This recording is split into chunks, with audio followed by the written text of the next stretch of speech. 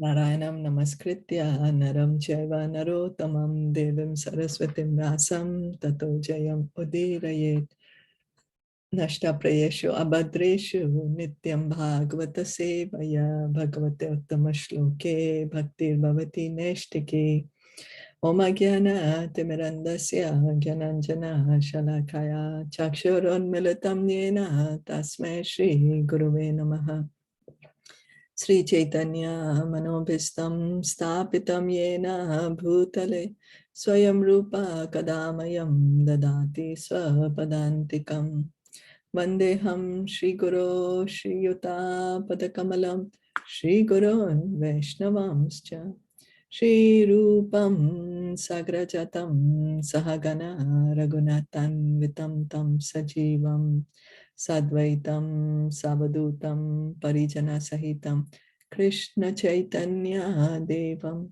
Shri Radha Krishna Padan Sahagana Lalita Shri Vishakhan Vitamscha He Krishna Karuna Sindhu Dinabandho Jagatpate Gopesha Gopika Kanta Radha Kanta Namostate Tapta Kanchana Gaurangi Radhe Vrindavaneshwari Rishabhanu Sute Devi Pranamami Hari Priye Nama Om Vishnupadaya Krishna Prishtaya Bhutale Srimate Bhaktivedanta Swamin Iti Namine Namaste Saraswati Deve Gauravani Pracharine Nirviseshasha Shunyavadi Paschatya Deshatarine Vanchakalpa Tarubhyascha Kripa Sindhu Bhaevacha Patitanam Pavanebhyo Vaishnavebhyo Namo Namaha Jai Sri Krishna Chaitanya Prabhu Nityananda Shri Advaita Gadadhara Shri Vasade Gaura Bhakta Vrinda Hare Krishna Krishna Krishna Hare Hare Hare Rama Rama Rama Hare Hare. So we continue with our reading of Srimad Bhagavatam. We are on, let me see, we are on chapter 6 of Canto 3. The creation of the universal form. So Maitreya Muni is continuing to give knowledge to Vidura. So reading from the text 1. Rishir Uvacha eti tasam swashaktinam satinam asametya saha prasupta loka tantranam nishamya gatim ishvaraha. Translation and purport by His Divine Grace, A.C. Bhaktivedanta Swami Srila Prabhupada. The Rishi Maitreya said, the Lord thus heard about the suspension of the progressive creative functions of the universe due to the non-combination of his potencies, such as the Mahatattva. There is nothing wanting in the creation of the Lord. All the potencies are there in a dormant state. But unless they are combined by the will of the Lord, nothing can progress. The suspended progressive work of creation can only be revived by the direction of the Lord. So as the saying is that nothing, not even a blade of grass can move without the will of the Lord. So although everything is there in the Mahatattva, all the modes are there, all the ingredients of material energy are there. Only when the Lord desires, then the creation happens. Okay. So reading on, text 2. Kala sanjnam tadadevim vibrak chaktim urukramaha trayo vimshati tatvanam ganam yugapad avishat the Supreme Powerful Lord then simultaneously entered into the 23 elements with the goddess Kali, his external energy, who alone amalgamates all the different elements.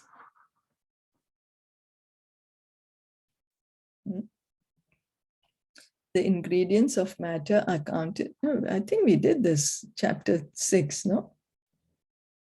Let me see, where did we stop yesterday? Sorry about that. Yeah, Yeah, we have to start chapter 7. Yeah, I don't know why I'm sorry about this mistake, but we have to start with chapter 7 now. We already finished this. Okay, further inquiries by Vidura. That's chapter 7. So, Shri Shukavacha evam bruvanam maitreyam dvaipayana suto buddha prinayan eva bharatya vidura pratyabhashata. Shri Shukadev Goswami said, O king, while Maitreya, the great sage, was thus speaking, Vidur, the learned son of Dvaipayana Vyas, expressed a request in a pleasing manner by asking this question. So what is important here is when we are approaching the spiritual master for asking any question, we should request it in a pleasing manner, pleasingly, not challengingly. So text 2, Viduruvacha, Brahman katham bhagavatas chinmatrasya vikarinaha lilaya chapi yujye ran nirgunasya gunakriyaha. Vidur said, O great Brahmana, since the Supreme Personality of Godhead is the complete spiritual whole and is unchangeable, how is he connected with the material modes of nature and their activities? If this is his pastime, how do the activities of the unchangeable take place and exhibit qualities without the modes of nature? So Vidur is asking this question so all of us can get this clear answer that Krishna is connected with the modes of nature, then how come he is without the modes of nature? So as described in the previous chapter, the difference between the super soul, the Supreme Lord, and the living entities is that the activities of the Lord in creating the cosmic manifestation are performed by the Lord through the agency of his multifarious energies. But this manifestation is bewildering to the living entities. The Lord is therefore the master of the energies, whereas the living entities are subjugated by them. So many of us, like for example, the impersonalists, because they don't accept Krishna together with the energies, so they are baffled that how he can create this material world and then how can he stay aloof from it. Because the important point to understand is that Krishna is creating through his energies.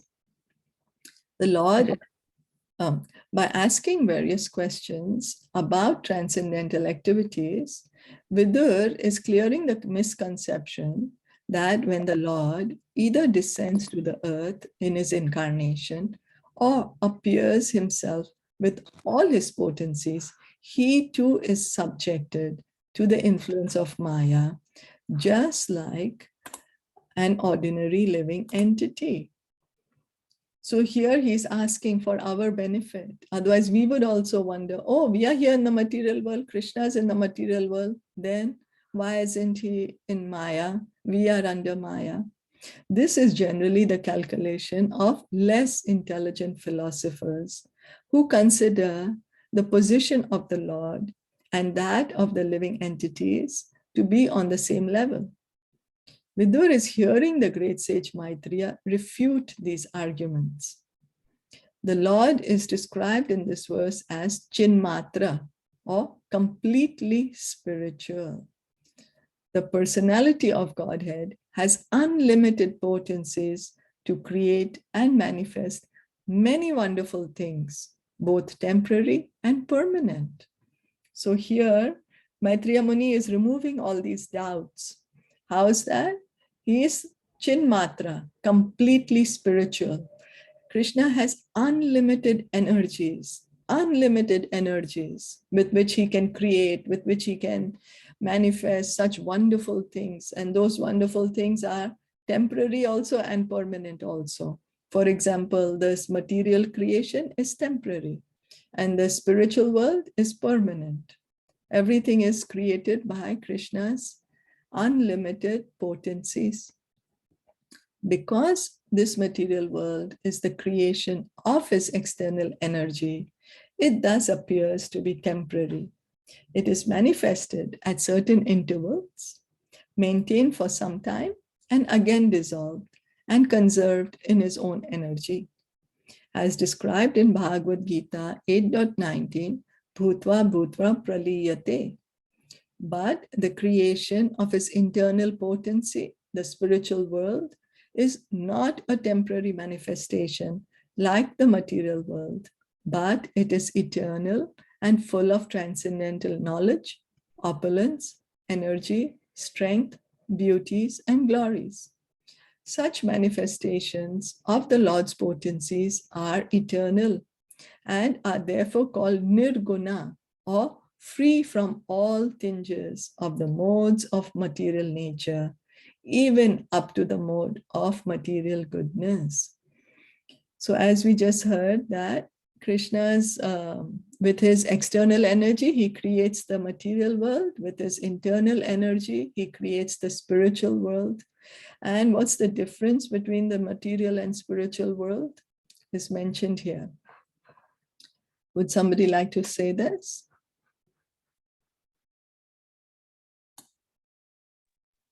No. Read it or what? Yeah, you can.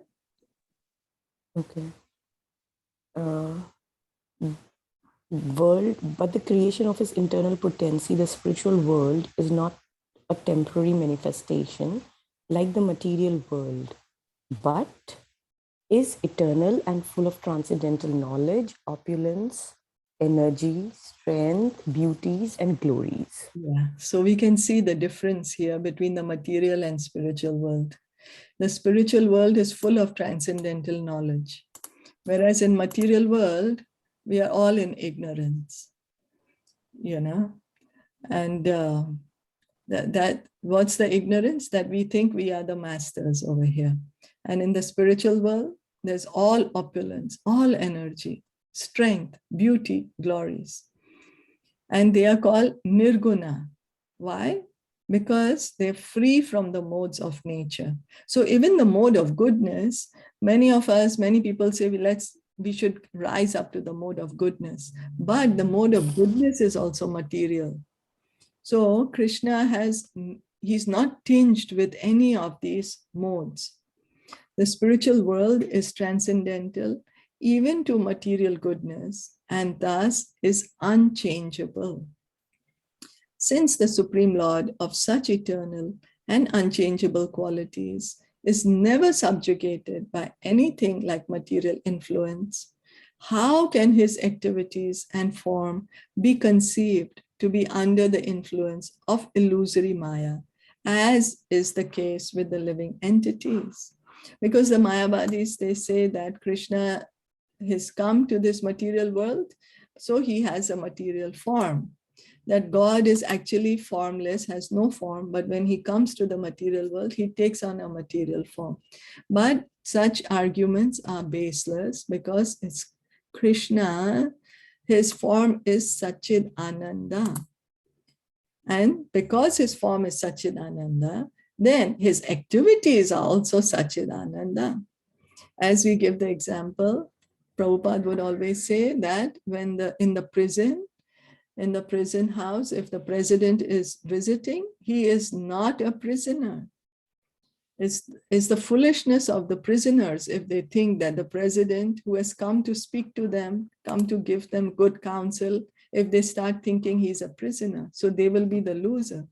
They will not listen to his words and try to get out of the prison.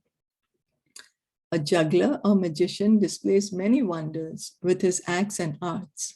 He can become a cow by his magical tactics, and yet he is not that cow. But at the same time, the cow displayed by the magician is not different from him. Similarly, the material potency is not different from the Lord because it is an emanation from him. But at the same time, the manifestation of potency is not the Supreme Lord. So here Prabhupada is giving an the example of a magician. Many magicians have these mystic powers. So if a magician creates, if a magician is creating a cow, it's his magic, no? It's his magic. Same as we say the sun and the sunshine. We are referring to the sunshine also as the sun. Oh, the sun is in my room. Actually, the sun is not in the room. It's the sunshine that's in my room. So similarly, because the sunshine is the energy of the sun, so we use it in that way. But the sunshine is not the sun. So Krishna also, the material world is his energy. He's creating it. It's emanating from him. But all that he has created is not him. It belongs to him. Everything belongs to Krishna. The Lord's transcendental knowledge and potency always remain the same. They do not change, even when displayed in the material world. As stated in the Bhagavad Gita, the Lord descends to the earth by his own internal potency, and therefore there is no question of his becoming materially contaminated, changed, or otherwise affected by the modes of material nature. Krishna comes in his own spiritual form. The Lord is Saguna by his own internal potency. But at the same time, he's Nirguna, since he's not in touch with the material energy. So when he's called as Nirguna, so many impersonalists, they say, oh, Krishna is Nirguna, means not any qualities. So that's why he's formless. He does not have a form. They put up this argument. Nirguna means, oh, without any qualities. So if you have a form, you will have qualities. So God does not have a form. But what is the correct meaning of Nirguna is he does not have any material qualities. That is the correct meaning of Nirguna. Nir means no, guna, qualities. So without any material qualities. And Saguna is that he has all the spiritual qualities. The restrictions of the prison house are applicable to prisoners who are condemned by the king's law, but the king is never affected by such implications, although he may visit the prison house out of his goodwill. In the Vishnu Puran, the 6 opulences of the Lord are stated to be non-different from him.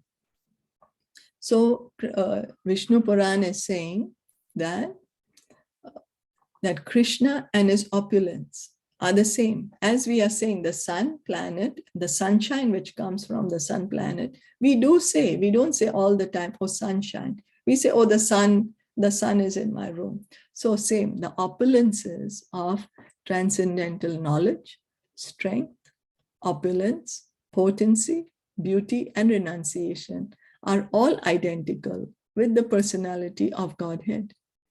When he personally displays such opulences in the material world, they have no connection with the modes of material nature.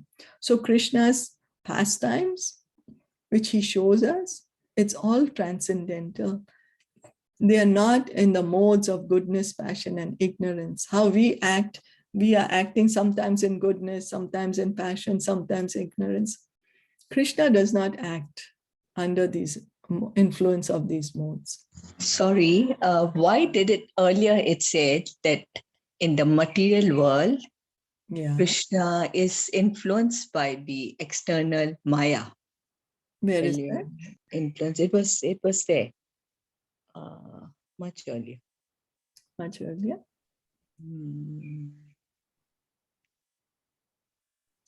Yeah, see.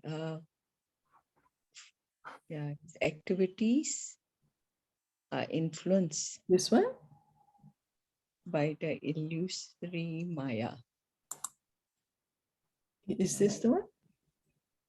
He too, yeah, subjected to the influence of Maya. He's subjected to the influence. So what does it mean? So here Vidura is asking the questions so that we do not think that because the less, like the impersonalists, they think that when Krishna comes to this material world, then because we, the human beings, are under Maya, so they think Krishna is also under Maya. But that is a wrong conclusion. That's the reason Vidur is asking this question to Maitreya, so Maitreya can remove the doubt. He can remove the doubt. What's the doubt? That, oh, Krishna So is he's also, not, right? So he's not yeah, not he's influenced, not right? in the influence of Maya. And why is he not in the influence of Maya? Because Krishna, when he comes to the material world, does not take a material body. He Yes. comes in his own spiritual form, his transcendental form. Then again, for us to understand this clearer, the example is given how a president, when he is visiting the prison, he is not a prisoner. He's just visiting the prison to give good counsel to the prisoners, to tell them, come back. He's not forced to go to the prison. The prisoners in the prison are forced to stay there. They were captured and put in there. They cannot get out of there. So they are subjected to the laws of the prison. But when the president is visiting, he's visiting out of his own free will. He's visiting so he can speak to the prisoners. Similarly, when Krishna is coming to this material world, he is not under this influence of Maya. We are under the influence of Maya. He's coming to attract us, to show us, get out of here, come back home to the spiritual world. Is that okay? Yeah, that's why I was a bit confused. I said, why it's saying that, you know? Too clear, Vidur, yeah, Clear. clear. Vidur Okay. is clearing the misconception. Misconception. Okay. Yeah. Right. Yeah. Okay. So, the very word Chinmatratva is the guarantee that the Lord's activities are always transcendental, even when displayed in the material world.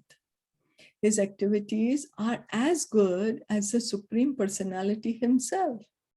Otherwise, liberated devotees like Sukadev Goswami would not have been attracted by them. So our activities, which are not related to spiritual activities, are material, right? All our karma, what we do, it's all material. It's everything to do with the body. Anything that we are doing concerning the body is material because the body is material. But when Krishna comes, his activities, his killing of the demons, his stealing the butter, his playing with his friends, playing with the gopis, all those activities are transcendental. They are transcendental. So here it said that even liberated devotees, Sukadev Goswami was on the Brahman platform, and even he got attracted to the activities of Krishna. So Vidur inquired how the Lord's activities can be in the modes of material nature, as is sometimes miscalculated by persons with a poor fund of knowledge. So Vidur has the doubt. He's removing our doubt because some people say that Krishna's activities are also ordinary karma. Ordinary karma, like we are doing karma, so Krishna's activities are also ordinary karma. So he has this doubt, and Maitreya Muni is going to remove this doubt. The invariety of the material qualities is due to the difference between the material body and the spirit soul. The conditioned soul's activities are displayed through the medium of the modes of material nature, and are therefore perverted in appearance. So why is our activities karma? Is because we are inside this body. There is a difference between our soul and our body. And everything we are doing is to make this body comfortable. So because it's all related to the body, it is all material activities. Material activities means subject to birth, death, old age, and disease. And then laws of karma apply. However, the Lord's body and the Lord himself are one and the same. So Krishna, there is no difference between his soul and his body. Like right now, there is a difference between our soul and our body. But what about Krishna? There is no difference. His body and himself is the same. His body and his soul is the same. And when the Lord's activities are displayed, they are certainly non-different from the Lord in all respects. So it's not that he is different than his body and then he's acting on behalf of his body. No, it's the same. So the conclusion is that persons who consider the Lord's activities material are certainly mistaken. Is that okay? Does that explain the position of Krishna? Yes. Yes. Yes. Okay. So we can stop here. We are almost out of time. Would anybody like to share anything or add or comment? So here, the most important thing is repeated again, that if we have the misconception that God, when he descended earth and when he was in Vraj and what the Leelas he did or whatever, then he should be getting the karma of those effects. But it's not like that because he's transcendental, right? Yeah, that's right. I don't know if you all have heard, some people will say, oh, Krishna, he got this karma. Yeah. That's what I hear.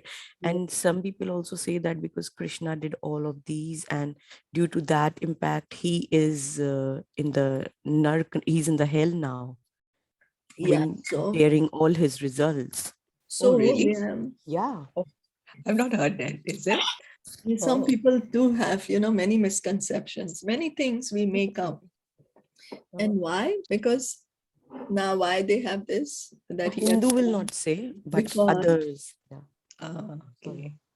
So this misconception is because they are thinking that Krishna is same like us, that Krishna is a human being, Krishna has a body, a material body. They're not able to understand that Krishna has a spiritual form. So if somebody says that to us directly, we can give them the example of the president visiting the prison house, the jail. And even I think there's one more example Prabhupada gave of the sun. That if when people say कि वो भगवान है और अगर वो impact हो गए इस material energy से तो वो भगवान कैसे हैं? Yeah. Just like as the sun, उसमें इतना power है कि वो गंदगी को भी purify करता है. Yeah. But वो खुद गंदा नहीं होता है. Yeah. वो असली भगवान होंगे ना. Yeah. अगर वो खुद चलो उन्होंने he created the world, but if he's impacted by the modes, then how can he be God? Yeah, then Prabhupada would say, then that means Maya is God, is it? Yes. That's why they are called Mayavadi. Because they say that God has come under the influence of Maya. So then, that's where the name comes, Mayavadi. Yeah, that's why the name. Yeah, that's a beautiful explanation, right. Mayavadi. Okay. So then, but God is not under Maya. She's his energy. So then Maya is God. Then how can then she is God? But yeah, she's not God.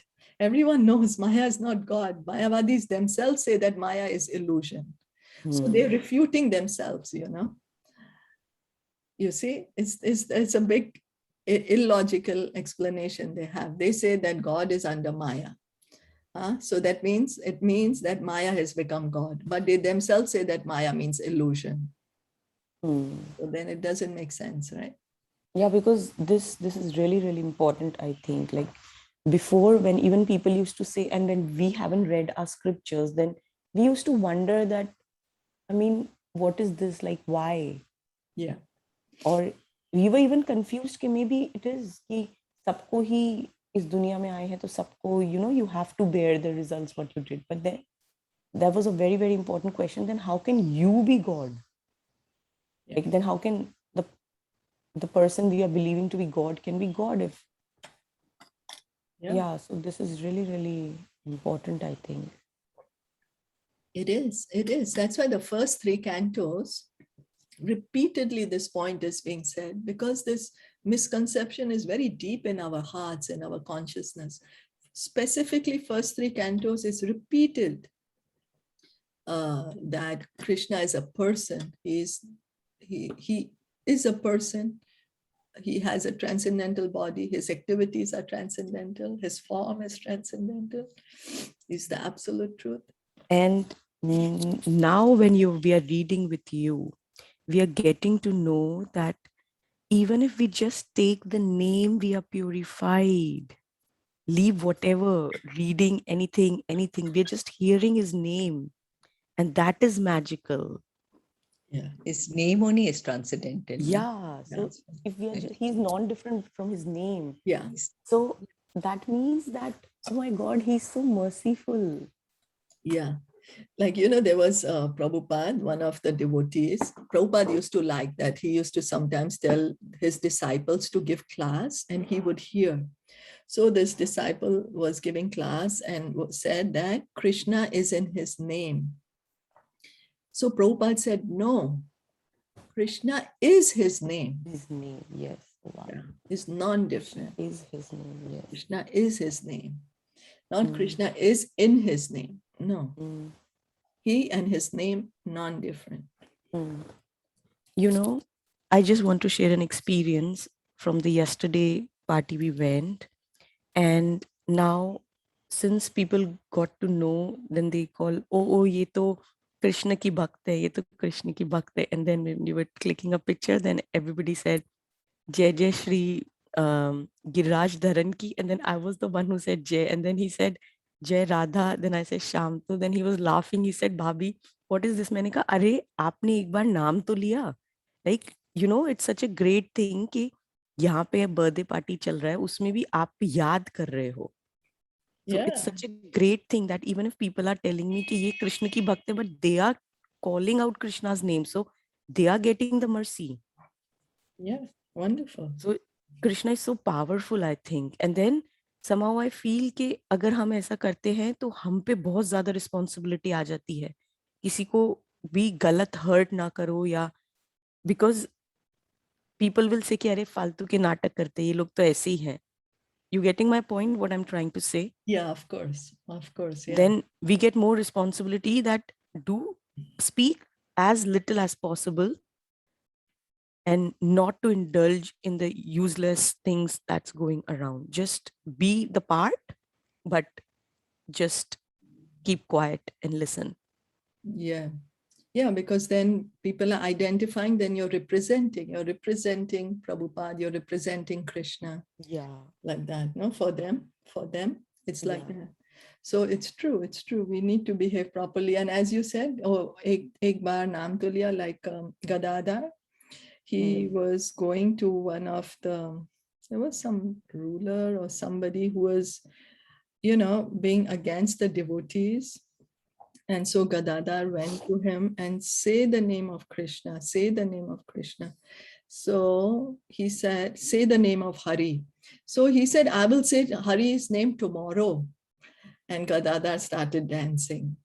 And the king said, what happened? Why are you dancing? He said, you already said the name Hari. Why wait for tomorrow? You already said it just now. So you're delivered, because he said, I'll say Hari's name tomorrow. Tomorrow I will say the name of Hari. But just saying that, he took God's name, no? So that's how powerful Krishna is. Krishna, his name is. So thank you for sharing. We'll stop here for today. Yeah. Srimad Bhagavatam ki jai, Shilpa Prabhupada ki jai, Gaura Premanande, Hari Hari Bol, Hare Krishna.